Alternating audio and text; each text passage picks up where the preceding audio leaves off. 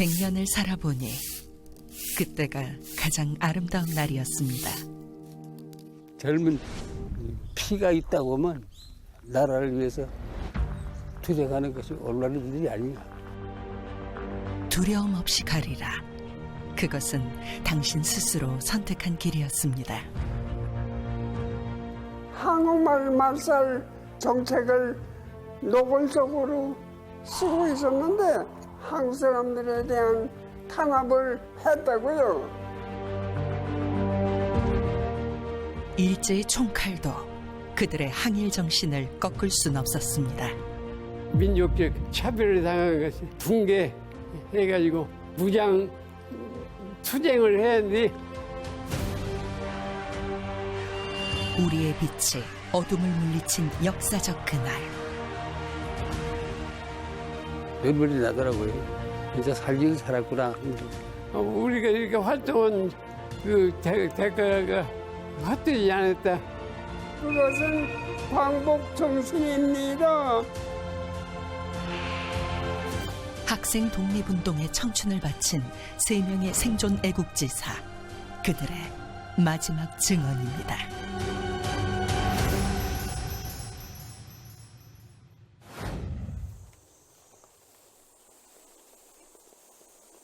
무더위가 기승을 부리던 지난 7월.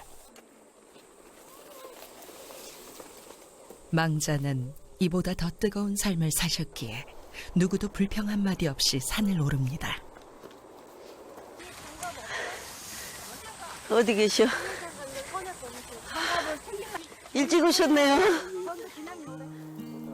애국지사의 아내 나길수 여사의 49제.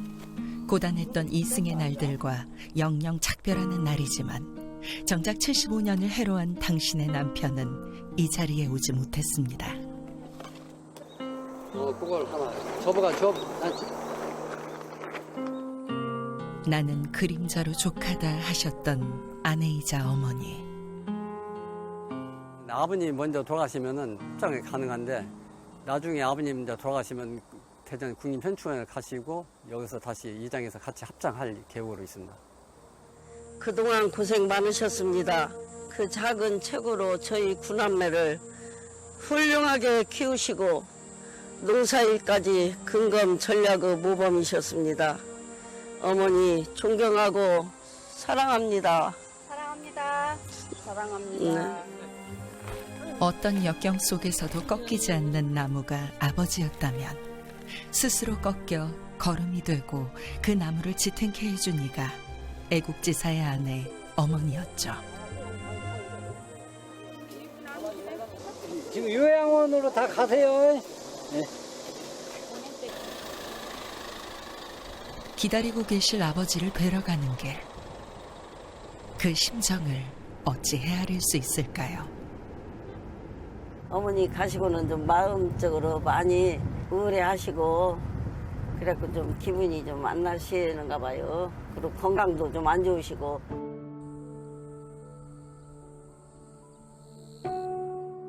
나라를 잃은 슬픔도 그랬던가. 아내를 잃고 보니 그날의 기억도 오늘과 별반 다르지 않습니다. 광주 사범학교 재학 중 17의 나이로 독립운동에 투신했던 이석규 지사는 교장으로 퇴임하기 전까지 44년간 학생들을 가르쳤습니다. 박봉의 월급에도 대쪽 같은 성품을 지킬 수 있도록 헌신했던 아내. 그날도 남편을 챙겨주려다 넘어진 후 다시 일어나지 못했답니다. 저녁에 자다가 밤중에 잠이 깨가지고 저 침대 이렇게 바라보면 이제 눈물도 나고 남편 기다가 잘 오고 이거죠. 잘했어요. 내가 자식이 9인데 그 9자식 다 키우느라고 애 많이 쓰고요. 100년을 살아보니 평생을 함께한 아내도 당신에겐 나라였습니다. 언니까지나 지금 같은 기억이 남아있더만 난 자신부터 산다는 것이 괴롭히고 이제는 훌훌 놓아버리고 떠나보내야 할 시간. 전치기가. 우리 왔어요. 아이고, 왔어요. 날도 더우신데. 잘 계셨어요? 얼굴은 좋아지셨네, 아버지? 엄마 보고 왔어요. 엄마 보고 왔어요. 엄마 잘 저기 하고 자, 사진을. 맏아들 진철 씨가 가보지 못한 아버지의 서운함을 위로해 드립니다. 이렇게. 엄마 좋아하는 걸 했어. 엄마 참이 좋아해서 참이 사고 순대 좋아하고. 본인이 살아있을 적그 응. 좋아하는 음식을 차려야지 싫어하는 음식을 먼저 차려요.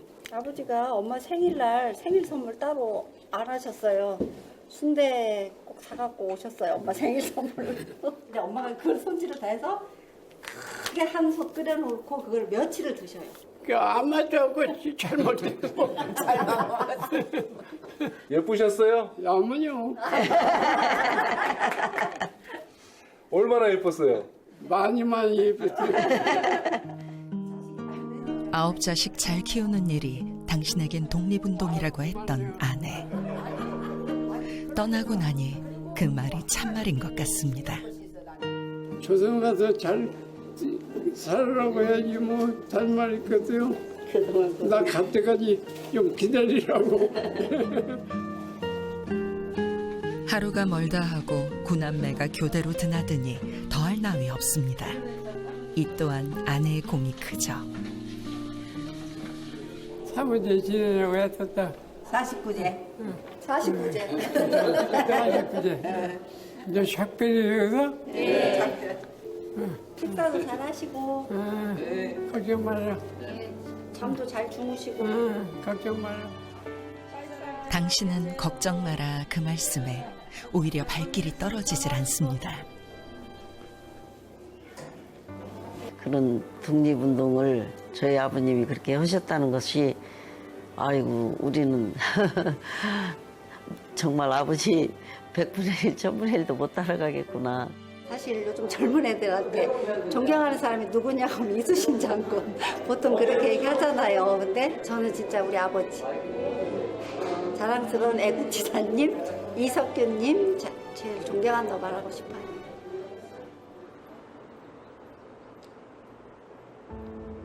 이석규 지사가 다니던 광주 사범학교. 광주 교육대학이 된 그곳엔 17, 18의 나이에 일제에 당당히 맞서 싸운 비밀 결사 조직 무등 독서회의 이름들이 새겨져 있습니다.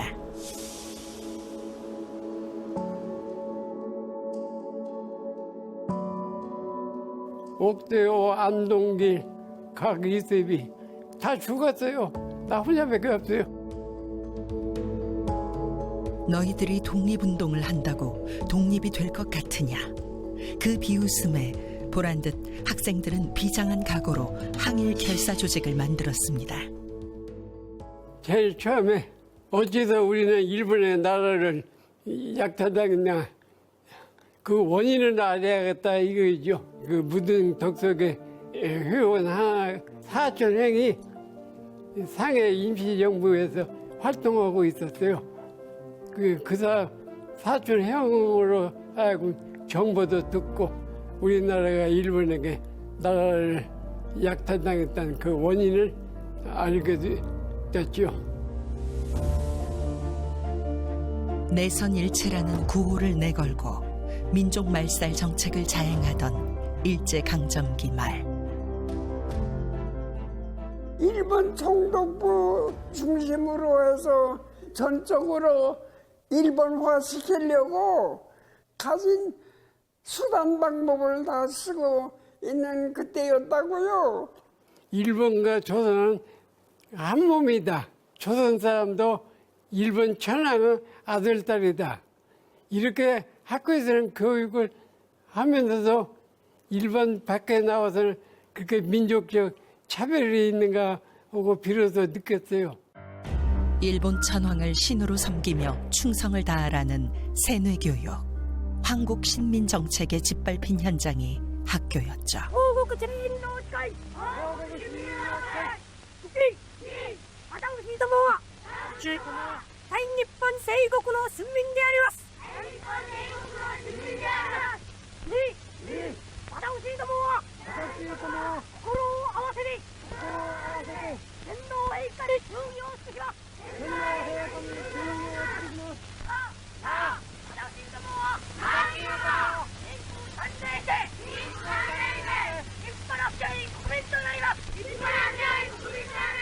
가장 중요한 것이 조선 교육령이라는 겁니다. 우리 한국인들을 충성스럽고 선량한 일본의 국민으로 만든다는 것입니다. 나중엔 내선일체라고도 그러죠. 동등하게 한다고 하지만 사실은 차별 대우를 했습니다. 한번 그 목욕탕을 갔어요. 그랬더니 한 대여섯 명이 목욕을 하고 있더만요. 그 사람들이 너 누구냐고 그래요. 내 이름을 댔더니 조선님이냐고 그래요. 그렇다고 그랬더니 기타나이 조선지 더러운 조선님이라면서 귓섬을 때리면서 나가라고 해갖고 쫓겨나왔거든요. 17 이석규의 항일 정신을 일깨운 사건이었죠. 젊은이 그래서 가만히 있을 수 없어서 일본 학생을 구타를 했어요. 그것이 문제가 돼가지고 한 달간 정학 처분을 당했어요.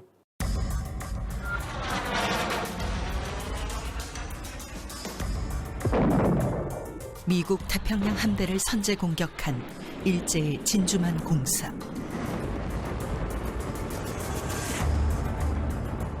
이후 일제는 전쟁 물자 보급의 혈안이 되어 어린 학생부터 노인까지 강제 노역에 동원했지만 전세는 오히려 역전되고 있었습니다. 태평양 전쟁 폐색이 짙어가고 있었어요. 일본이 전쟁에 항복하면 우리는 독립이 된다. 그런 내용을 적어가지고 벽보, 전단지, 살포 그랬죠. 일본이 패전하면 모두 일어나 독립을 쟁취하겠다는 청춘들의 투쟁. 거기도 우스운 것이 주로 벽보 붙이고 전단지 살포고 다람쥐 잘하는 사람이었어요. 왜냐면 들키면 도망가고 잡지 못하게. 근데 내가 다람쥐를 잘했어요. 육상 100m, 200m 전라북도 기록을 가지고 있어요. 사범학교 재학 중 군용 비행기 활주로 노역에까지 동원됐던 학생들. 무등 독서회는 학도병, 징병제의 부당함을 주장하며 독립운동을 이어나갔습니다. 그러나 무등 독서회는 일제에 발각됐고 이석규는 구속되어 혹독한 취조를 받습니다. 중등학교 학생들이 학생 시위에 많이 참여하는데 이 학생들이 이제 많이 퇴학을 받거든요. 그럼 쉽게 말하면은 정말 어렵게 얻은 교육의 기회, 자기의 장래를 포기하는 거, 그걸 감수하면서 한 겁니다. 이석규와 무등산 청년들의 투지를 가능케 했던 그 뿌리는 1929년 일본 학생이 조선인 여학생을 희롱하며 촉발된 광주 학생 항일 운동이었죠. 일제의 차별, 부당함에 맞선 청년 지식인들. 광주에서 처음 학생들이 봉기했을 때 학생들의 구호는 주로 학생들에 대한 어떤 차별교육 또는 노예교육에 대한 비판이었습니다. 괭이자로, 목검 등으로 무장한 학생들의 광주 시민까지 합류하며 대규모 시위로 번졌고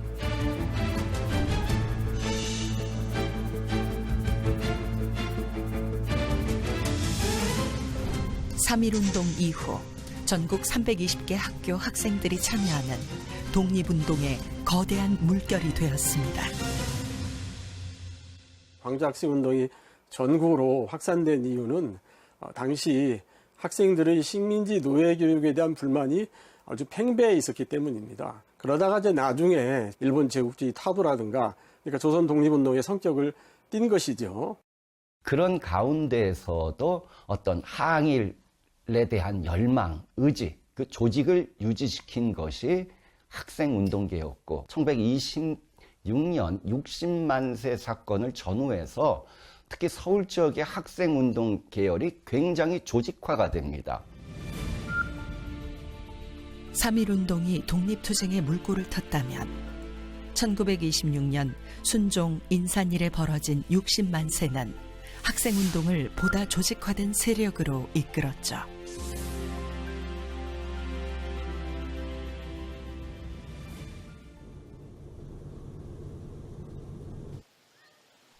미국 캘리포니아주 최고령의 애국지사가 계신 집.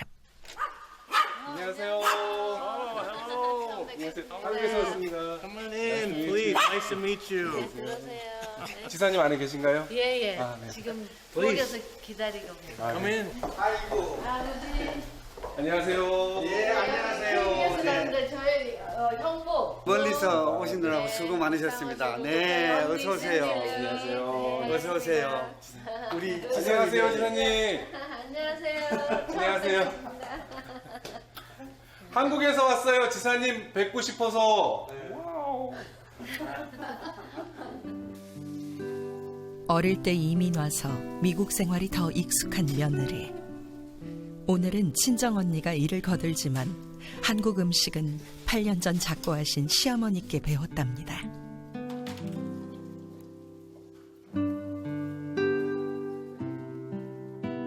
미국으로 오신 지 80여 년.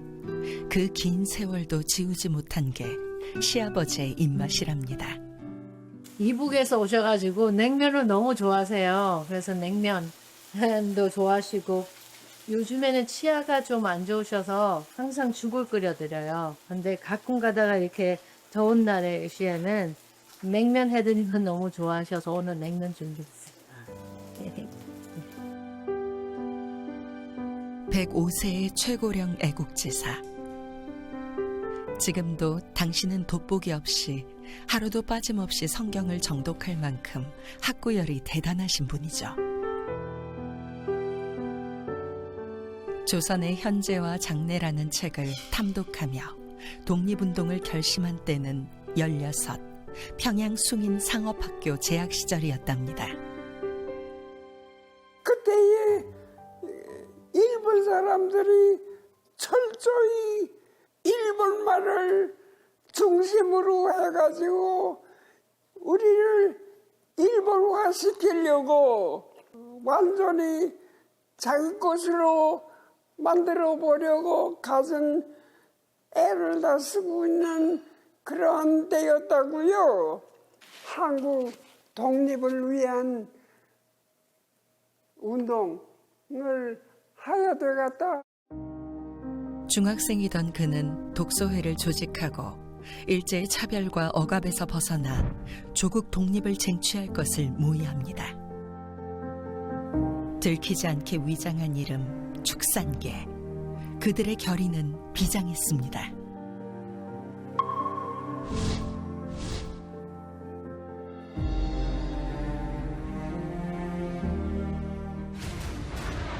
아시아 패권을 장악하려는 일본의 야욕은 중일 전쟁으로 날로 광폭해졌습니다. 시대적 상황이 너무 숨막히게 어려워졌습니다. 1937년 중일전쟁이 일어나면서 이제 표면적인 항일운동은 사실상 어렵습니다.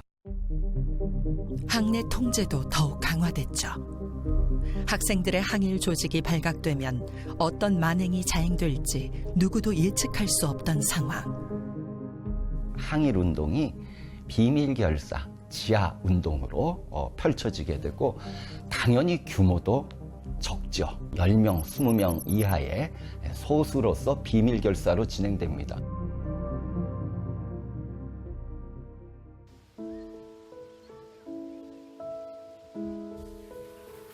오직 조국의 독립을 열망하며 투지의 날개를 꺾지 않았던 소녀는 105세의 나이에도 고국에서 온 손님에게 당신을 일으켜 미소를 건네십니다.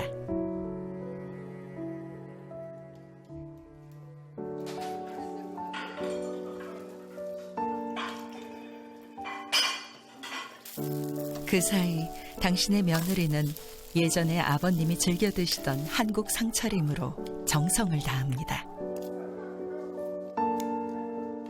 1948년 이하전 지사가 미국 유학길에 올랐을 때만 해도 한국인은 찾아보기 힘들었던 시절. 멀리 타국에서 그나마 위안을 얻었던 게 한국 음식이었죠.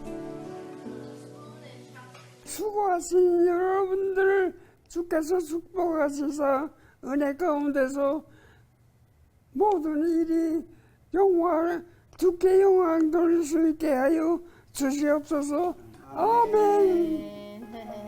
감사합니다. 네, 감사합니다. 맛있게 드세요. 어떤 고난에도 먼저 감사하라. 100년의 세월 동안 지켜온 삶의 철학. 당신의 청춘이 일제에 맞서 싸운 투사였다면 105세의 당신은 광복 이후 분단된 조국을 위해 묵묵히 기도하는 투사랍니다.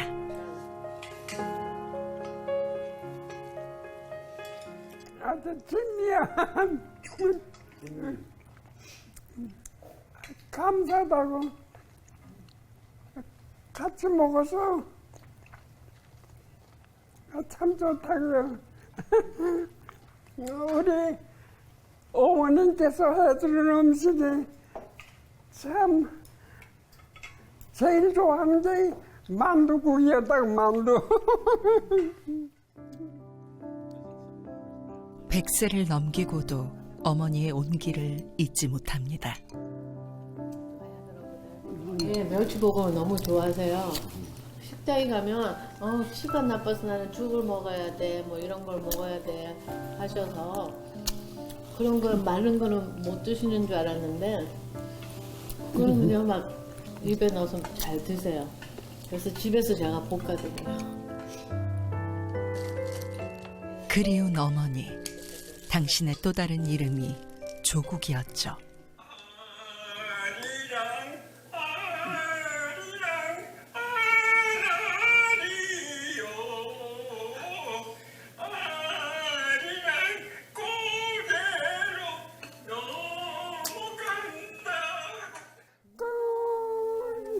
소리고 가시는 님은 심리로 못 가서 별병이 난다.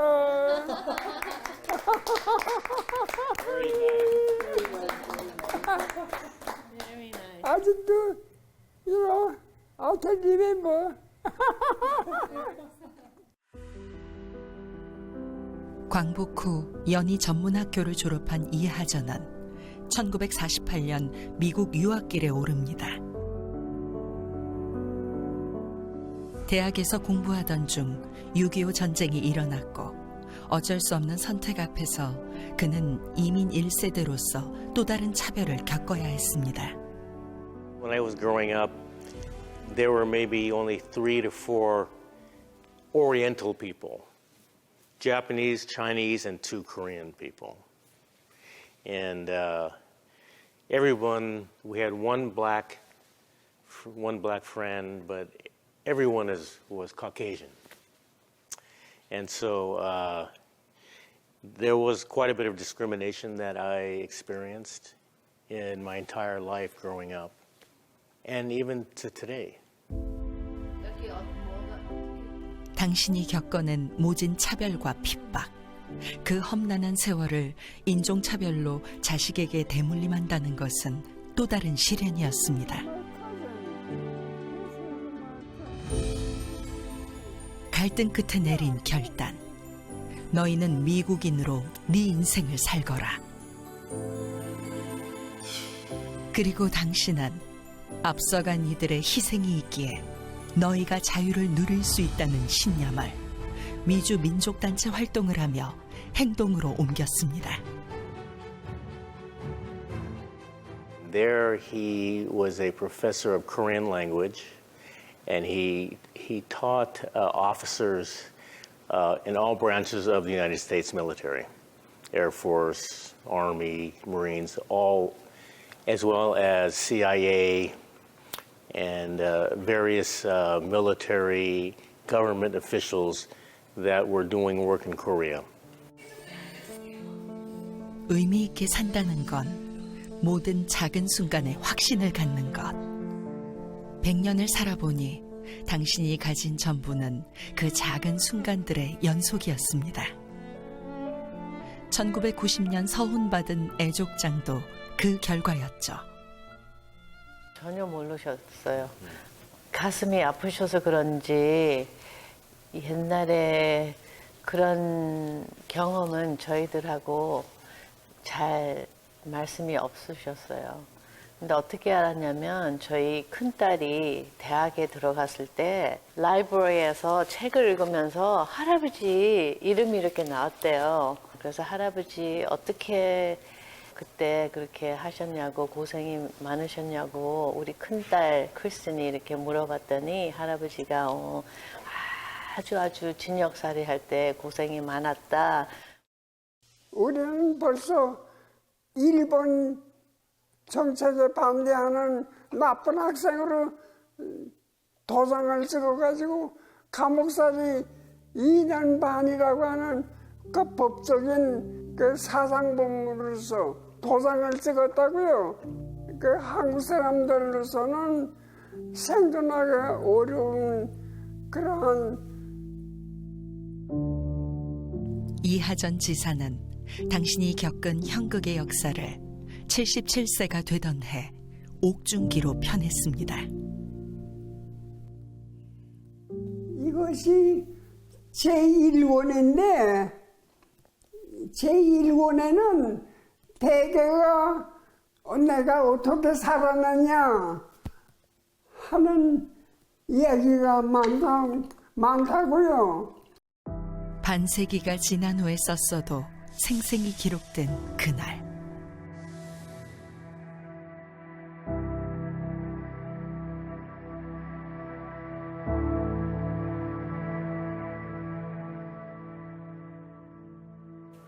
그때 한국으로 압송되셔가지고 고문 안 당하셨어요? 네. 고문은 안 당하셨어요? 기록해야 했지만 기억하고 싶지 않은 이야기. 감옥소에 계실 때 너무 고문이 너무너무 힘들어가지고 요즘에도 그런 얘기를 잘 안 하고 싶어 하세요. 자기 거기 머리에서 그걸 지우시고 싶은가 봐요. 1941년 1월 15일 체포된 그날부터 평양 형무소로 이감되기 전까지 5개월간 20살 이하전은 실신을 거듭하며 끔찍한 고문에 시달렸습니다.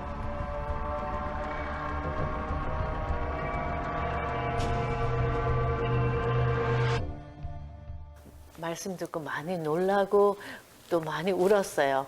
예, 너무 가슴이 아파서.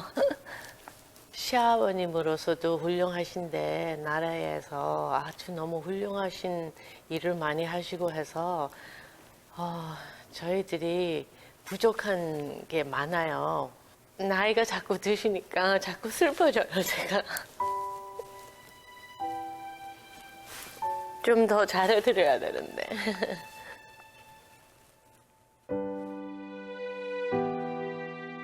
하루는 살아냈고 하루는 죽어갔고 그러나 끝내 굴복하지 않는 올곧은 청춘.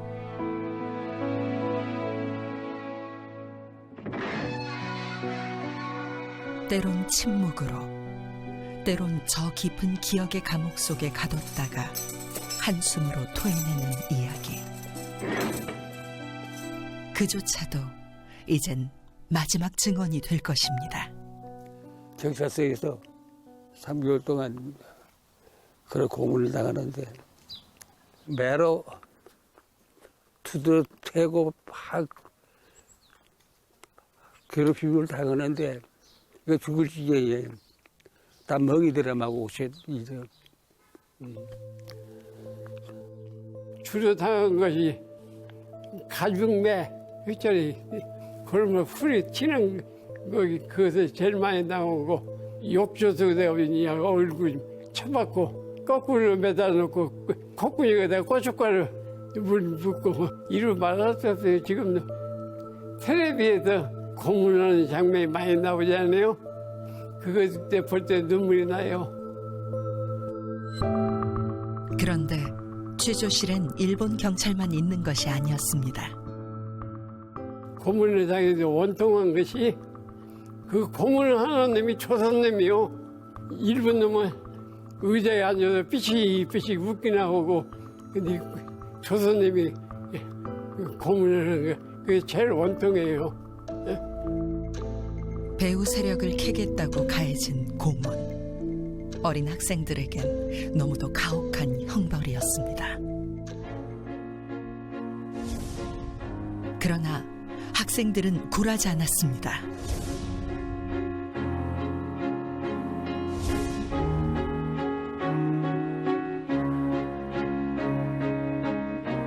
나라를 찾겠다는 게 무슨 죄란 말인가. 그들의 죄목은 치안유지법 위반이었습니다. 치안유지법이라는 것은 주로 사회주의 사상, 사회주의 운동을 하는 이제 그런 사람들을 처벌하기 위한 그런 법이었는데, 당시 그런 독서회 사건과 관련된 학생이나 졸업생들은 주로 그 치안유지법 위반으로 처벌을 했습니다. 국제변역 그리고 사유재산제도 부인이라는 모호한 단어를 가지고 일제는 사회주의자들뿐만 아니라 독립운동 그리고 노동운동, 학생운동 등 사회 전반에서 일어나는 운동을 치안유지법을 가지고 탄압을 하려고 했습니다.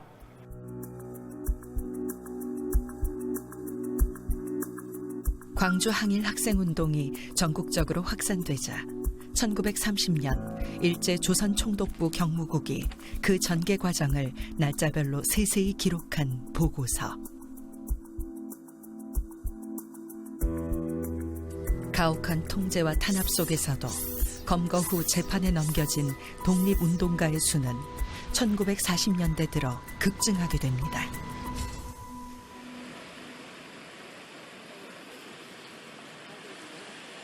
고요하고 평화로운 제주.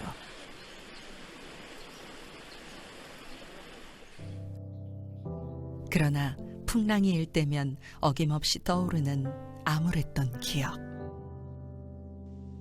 학생 독립운동의 마지막 증언자 강태선 지사의 집입니다. 올해로 102세가 된 강태선 지사.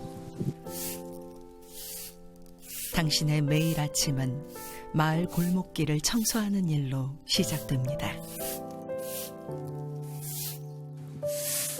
100년의 세월 동안 몸에 밴 습관. 매일 아침에 이것도 하면 좋아.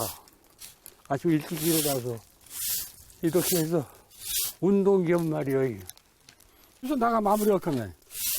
내가 기어 가지고 나도. 저도 이형 받치는 거. 예, 알았어. 그렇지. 그 넓적한 것도 여기 하루. 한낱 빚일일지라도 당신의 일엔 틈조차 주지 않는 성품. 동네 사람들은 보면은 나이 든 할아버지 일 시킨다고 오해를 하지. 낙엽 쓸지 말라고, 쓰지 마시라고 제가 한다고 그랬다가 내 야단 맞았어요. 내 운동 삼아 이렇게 하는데, 응? 그걸 못하게 한다고.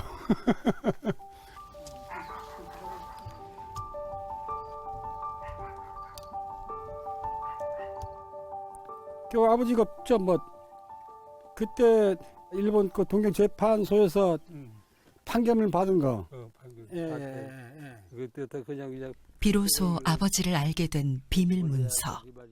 아버지 그 친구분이 일본에 살고 계셨는데 어느 날 그 고향을 방문해서 집에 왔는데 이제 아버지가 이제 그 당시에 독립운동했던 그 기억이 있는데 그거를 한번 자료를 한번 찾을 수 있느냐. 법률제 조항에 비춰볼 때 피고인은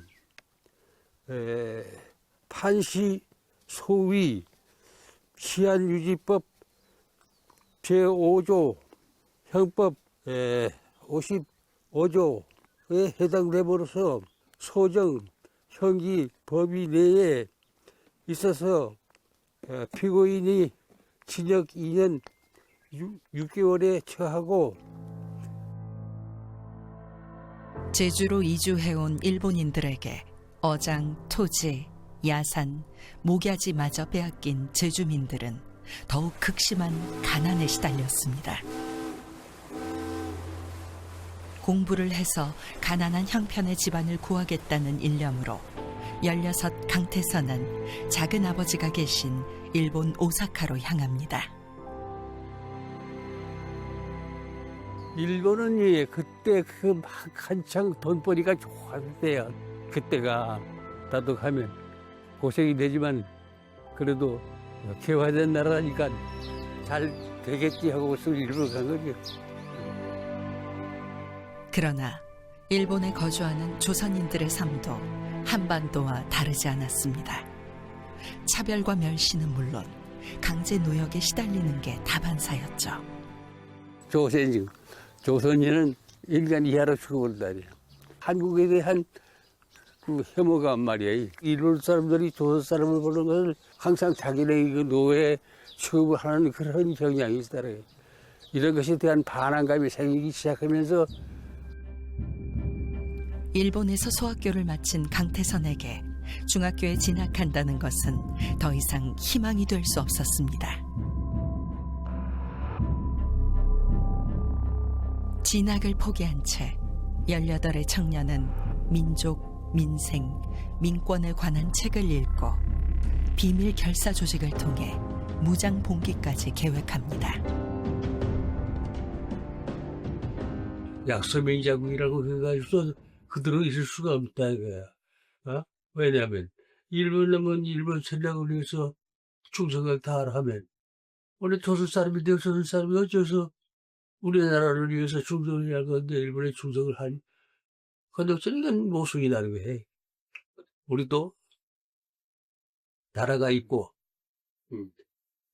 나라에 있는 백성으로서는 이렇게 독립을 갖다가 위해서 일본 놈들이 천랑편을 위해서 바치듯이 조선인도 조선을 위해서 바치는 것이 옳다.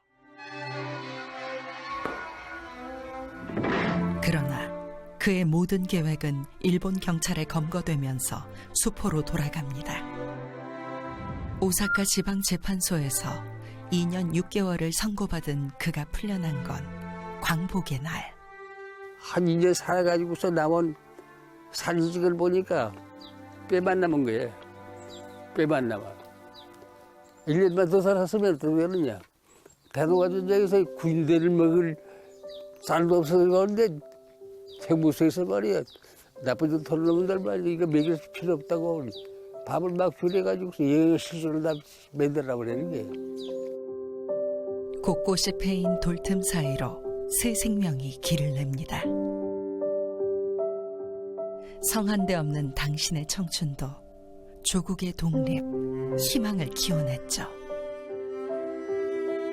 그러나 모든 걸 숨기고 살았습니다. 극심한 이념 충돌로 제주도민이 대거 학살당하던 때 자칫 사상범으로 몰릴 수 있는 상황에서 가족의 안전이 최우선이었죠. 67이 되어서야 당신의 독립운동사는 빛을 보게 되었습니다. 그때까지 전혀 모르고 있었죠. 그때 사료는 이 판결문을 보고 제대로 또 실감을 했고, 그전에는 전부 아무도 몰랐죠. 아버지 외에는 아무도 몰랐어요. 왜 가족들한테 독립운동했다고 말씀 안 하셨어요? 가족 누가 누가 얘기해봐야 할 사람이 있어. 그 전에도 아버지는 아주 존경받으실 만한 하신 분이었는데 그 말씀을 듣고는 더 뿌듯했죠. 일본에서 했던 일이니까 몰랐었으니까. 나중에는 아이 우리 아버지가 나라를 살렸구나. 그게 한 제가 5살이고 막내가 나라를 위해 청춘을 바쳤지만 살림은 늘 어려웠습니다. 먼저 떠난 아내가 고생을 무척 많이 했죠. 어려운 형편에도 잘 자라준 칠남매, 특히 막내딸은 천재 없이 귀한 손을 가졌답니다.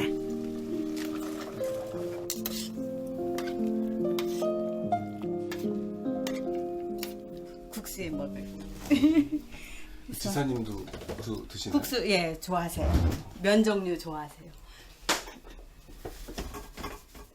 어린 시절 대가족이 물리도록 먹던 국수인데 지금도 가족들의 별미는 국수랍니다.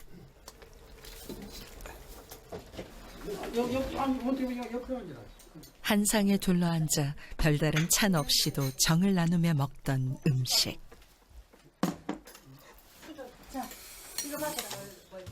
씹기 힘들고 소화가 쉽지 않은 102세 강태선 지사에겐 이만한 효녀가 없습니다.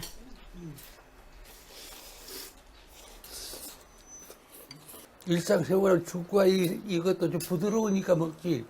밥은 못 먹고 뭐 고기나 소나 뭐 이런 소고기, 돼지고기도 일체 못 먹고 먹는다고 하면 국물이라도 먹고 주로 죽으로만 했죠.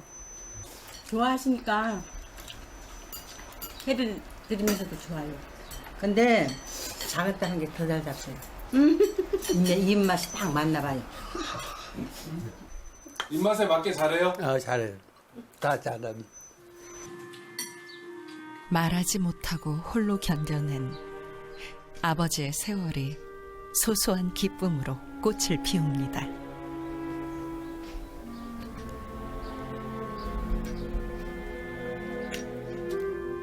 (80년) 전 광복의 그날을 기억하는 독립유공자는 이제 몇 남지 않았습니다. 벌써 102살이 되어버리게. 야, 세월은 참 잘 돌아간다. 마음 한순간은 미안하다 하는 그런 생각이 드는 거는 술국성열들이에요. 술국성열. 목숨을 바쳤다 이거죠. 그런데 나는 그래도 이게 살아나왔다는 그 자체가 내가 목숨 바쳐 되찾은 나라. 갈라져 등지고 산다는 것이 가장 비통하다는 강지사. 우리 내일은 그 빛을 보지 못했지만 그 통일 정부가 들어갈 때까지 독립운동을 지속돼야 한다는 거죠.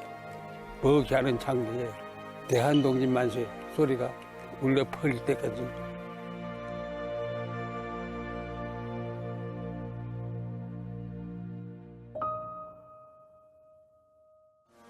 나는 자랑스러운 태극기 앞에 자유롭고 정의로운 대한민국의 무궁한 영광을 위하여 충성을 이석규 지사가 자유로운 대한민국을 위해 하고픈 말은 무엇일까요?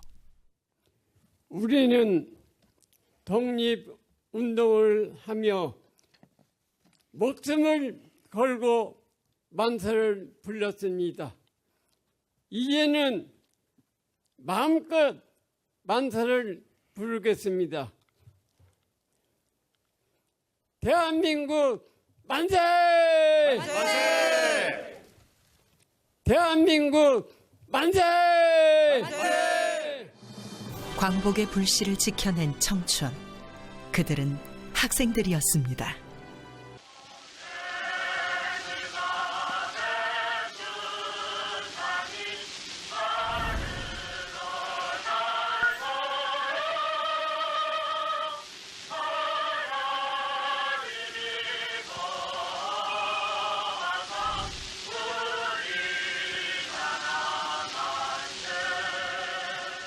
다시 태어나셔도 독립운동 하실 거예요? 아마요. 우리가 이렇게 활동한 그 대가가 이렇게 해방이 됐다고 그렇게 생각을 이렇게 보람을 느끼지요. 헛되지 않았다. 이렇게. That's beautiful. That is. 최고령의 생존 애국지사는 한국 광복군들의 서명이 새겨진 태극기 앞에서 숙연해집니다. 이런 거 보시면은 항상 좀 조용하세요, 아버님이. 그때 마음이 아프신가 봐요. 이런 거 보실 때마다. 그 시절을 떠올리며 현재가 과거를 만나는 시간. 결국은 이 사람들의 뜻을 받아가지고 우리 젊은 사람들이 그때 독립운동 한 거라고. 예. 야. 105세의 이하전 지사가 80년 전 당신과 같은 시절을 지나고 있는 조국의 청춘들에게 전하고 싶은 말은 무엇일까? 제 이름은 이하전이라고 하는 늙은이입니다.